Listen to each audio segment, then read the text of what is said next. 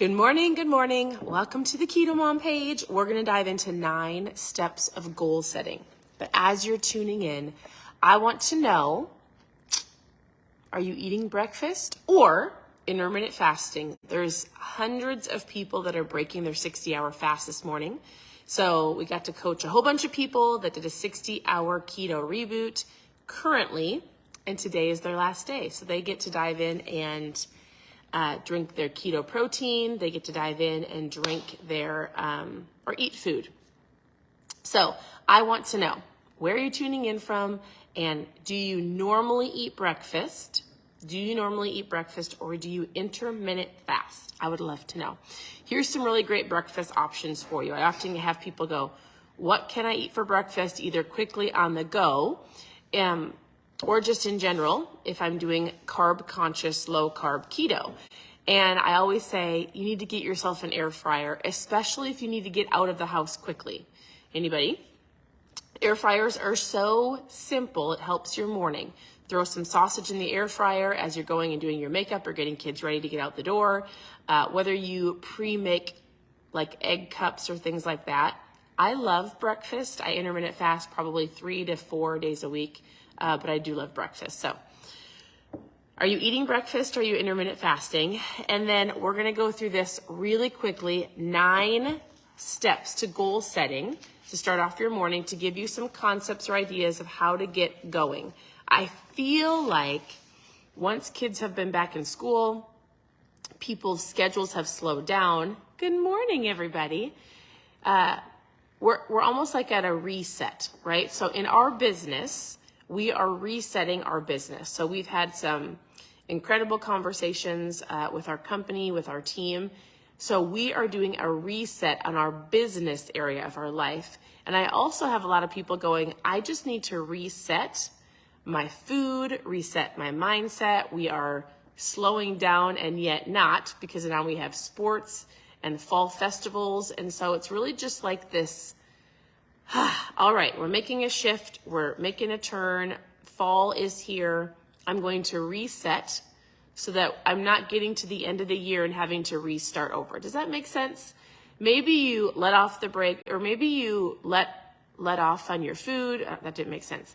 Maybe you just kind of relax or slacked a little bit in certain areas of your life, and now it's time to reset. Good morning, good morning. All right, do you eat breakfast or intermittent fast? If you eat breakfast, what is your low carb, carb conscious breakfast option that you eat? I'd love for you to share with me below. All right, I'm going to go through these real quick because I have had a lot of people going, yesterday we talked about, let me find the title of it. It was really the concept of, what holds you, like 4 reasons that hold you back from goal setting or accomplishing your goals, right? The question came at me yesterday. I don't know how to set goals. I don't know even where to start. And so I'm going to give you some very basic concepts. Good morning. Good morning, Kimberly. Good morning, Samantha. If you have questions, you can ask your questions below. But today I'm going to go over just 9 steps of helping setting goals. So you might have to, actually, you know what I'll do? When I'm done with this, I will type up the 9 steps and I'll put them in the header of this video and in the comments so that you can go back and you don't have to re-listen to this. And then you can walk yourself through actual goal setting, because that's what people have been messaging me about. I need to goal set. I don't know how to do it. I don't know how to be effective. I've set goals in the past and they just didn't come to fruition. They didn't happen. So here we go. Are you ready? This is the book. It's a really small book by Zig Ziglar. It's just called Goals. He actually asks a ton of great questions if you want a simple book to get started on that. So, I love it, Becky. I've had this hat for years and years. All right, number 1, write down your goals. This is for real. I want you to pay attention to the 9 steps. Some I'll go into more detail. Some I'll just walk through in general. It says step 1. One thing you need to do is write down everything that you want to do or you want to have. I'm not saying you're going to get all of those. This is like a brainstorm, right? Write down everything you want to do and everything you want to have. That's number 1. The understanding behind that is when you write it down, it makes you get more concentrated, which moves you into writing. It like puts your writing and your goals into your subconscious. So number 1, we're going to write it down. Number 2, you're going to ask why. The real task in finding out what you really want, it's what will make a positive difference in your life and why do you want it? So you're going to write down everything that you want and everything that you want to achieve, right? Your goals and the things you want. What do you want to do? What do you want? And then right next to that goal or what you want or something that you want to do, you're going to write down why I want it. Now here's the kicker. He says number 3 is an elimination. You can't always have everything that you want or something that you want to do or have or be. He goes, but you need to, so for example, he wrote down a huge paragraph, look at, and he goes, these are all of the things that I want to do, the things that I want to be, the things that I want to have. So it's a long paragraph. It was things like, I want to go to Bible college. I want to provide for my family. I want to do family seminars. I want to have a daily radio podcast. Like he wrote down everything he wanted to do, be, have. I want to do, I want to be, I want to have. And then he said, now I need to be realistic. So I wrote down everything I want to do, be, have. I wrote down the why. And if it's longer than one sentence or you don't actually know why, then we're going to talk about eliminating some of the things, at least for right now. He goes, I'm not trying to be negative. I want to be realistic. He goes, I honestly don't think I can do all of these things and do them well. So he goes, number 4 is balance, right? So we wrote down everything we want to do or be or have. We wrote down a 1-sentence why. Then he goes, we're going to eliminate some of those things after you have everything written down because we want to have some type of balance. He goes, we have different areas in our life. I've talked about this on the page before, right? We talk about our physical health, our mental health, our spiritual health, our social, financial, career, and family. And he goes, if every single goal that you want to accomplish is based on your physical health, which some of you are really focused on right now, you might find other areas slipping away. So there really is an awareness of, I'm going to set goals. I need to figure out why I want to do it.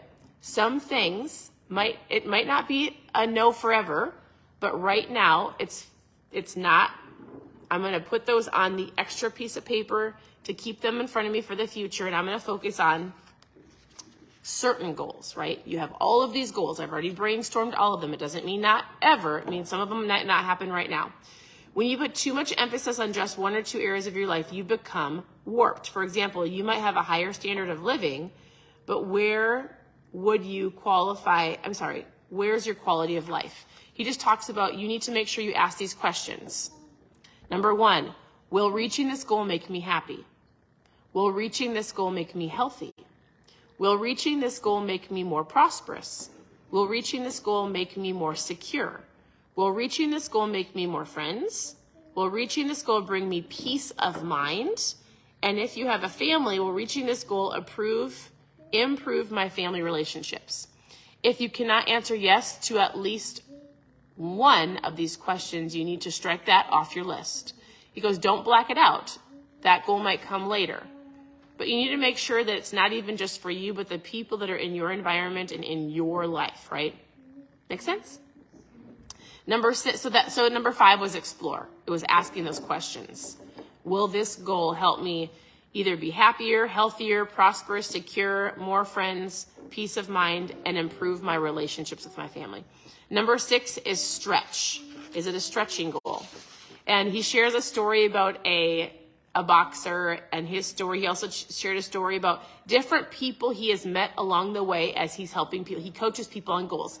For example, he said, I met a young boy at one of my seminars. He came up to me and he weighed about 210 pounds and he was like 5'9", and this kid was like, I'm going to be the heavyweight champion of the world. And Zig Ziglar said, all right, do you have any past experience with fighting and boxing? Do you know what you're doing? And the kid said, well, no, not kid. It was like a teen, young adult. He said, no, but I wrestled my brother-in-law the other day in our backyard and everybody thought I was so good. And so he's just coming to reality. He's like, you don't have any experience. Not that you can't in the future, right? But there are things that you want to stretch for. Now, would it make sense for this? It's so hard because how many of you have said to your kids, you can do whatever you want. The sky is the limit. Yeah, if you want that, you can achieve it. And maybe you've got like a 5'1", not super coordinated teen who's like, I want to be an NBA basketball player. Not saying that it can't happen. He's very much just going, there's also an aspect of you want to stretch for goals, but you don't want to put it so far out there that you get so frustrated that it's never going to happen. So another man came up to him, had a job working at, let's say, a restaurant, making $30,000 a year. It was middle of the year, July, and he said, I want to make $1 million. I'm going to make $1 million by the end of the year. And Zig Ziglar's like, all right, what are your goals? What are you doing? How are you going to get there? Let's reverse engineer it. There was no concept of the $1 million. He just said, I'm going to make $1 million. He's like, you don't want to set something out so far that you get so frustrated that it never happens. So let's bring it here. I want to lose 100 pounds. I want to lose, oh, actually, I just got this message the other day. I want to lose 60 pounds by Christmas. Is it accomplished? Can I do it? That was the question I got. And I said, well, by the end of the year, you've got 4 months, not even. September is halfway done, right? October, November, December. You've got 3 months, 90 days, plus a couple extra in September. Can you physically lose 60 pounds in 90 days? I'm not saying that you can't. But if you get to the end of the year and you didn't accomplish that, are you going to get more frustrated or more inspired? That's what he's saying. Does that make sense? Like, we're going to set goals and you want it to stretch you, but you don't want it to be so far out there that you're going to get so frustrated you're going to give up. He explains it better in the book, but that's the concept. Number 7 is negativity check. And so he goes, a goal can be negative if it is completely out of your field of interest or expertise. Same concept, right? I want to go be a country singer, but I have no concept. I'm not going to move to Nashville. I've got kids here, right? Does that make sense? If you have to depend on luck in order to get where you want to go, put it on the maybe someday list, but not what I'm going to focus on right now. We're going to keep the main thing the main thing. And number 8, ask 5 questions. Is it really my goal, or is it a goal somebody had for you? Maybe some of you are running after goals that somebody spoke over you, your parents, somebody else, a boss, Annie, a boss, but it wasn't actually your goal. So you need to ask yourself, is this my goal? Is this somebody else's goal for me? Is this goal morally right and fair to everyone around me, right? Will this goal take me closer or further away from my major objective? Can I emotionally commit myself to starting and finishing? Starting and finishing. It's super important. A lot of people start. Few people finish. Can I see myself reaching this goal? And number 9, it's choose your top 4. Most people can only commit and give complete effort to about 4 goals at a time. Because you need to take inventory of all the things you want to do, be, have. Ask the why. We're going to eliminate some things until later. We're going to choose your top 4 that you wrote down, and we're going to go after them. He goes, what are the benefits of me reaching the goal? That's what you need to look at. The most important thing you can do in goal setting is going, what is it for me? Not in a selfish way, but what are the things I'm going to accomplish? And here's exactly what I want to read to you. He goes, he was talking about fat loss. He needed to lose some fat. He needed to lose some weight. He goes, first of all, the odds are stronger that I'm going to look better. So that's a benefit. The second benefit is everything else being equal, I will live longer. The third is I will have more energy. I will feel better. The fourth is I will undoubtedly be sick less. Historically speaking, those benefits work out to be 100% true, except when I had and then he tells his personal stories. So his goal was fat loss. Your goal is fat loss. Is it going to benefit you? Is it helpful to you? Is it going to prolong your life? Is it going to help everybody around you? 100%, right? Does it need to be your sole focus? No, because if you know, and if you've watched me on here at any point in time, I've talked about if everything that you're doing is focused on your physical health, but all of a sudden your financial health falls apart, your relationships fall apart, your work falls apart, there are other things in your life you still need to focus on, not just you and your fat loss, right? That's why he says 4 different goals of things you can accomplish, not 20. We're going to keep the list as you focus on in the future. And then he says, what are the obstacles and mountains I'm going to have to climb in order to reach those goals? What do I have to do to lose the weight? And so he just writes those things down. He goes, one obstacle is I liked food. I didn't have a structured schedule. I was super busy. So then, I've got my goal, and then he goes, what are the things I foresee? I love food. I love to do what did he say? It was so funny. I'm on the seafood diet. I see it. I eat it. So then he had to find people around him to help him. He goes, I needed to tell my wife my goals. I needed to find somebody to help me meal plan. I needed to not run out after I did a seminar or a speech and binge on food. So he was like, in order for me to reach this, I need to set up boundaries. I need to set up realistic expectations. And that's what he did. Those are the 9 steps. And in general, oftentimes we want all of this just to fall into place. I wrote out my goals. I know what I want. Bam. When in reality, he was like, this could take weeks for you to actually get down to figure out what you want, to write out exactly the steps that you want to do. Goal setting we could talk about vision boards. You need to give this some time and some effort to really figure out what you want, to write up, to answer the questions, and then to go after what you want, right?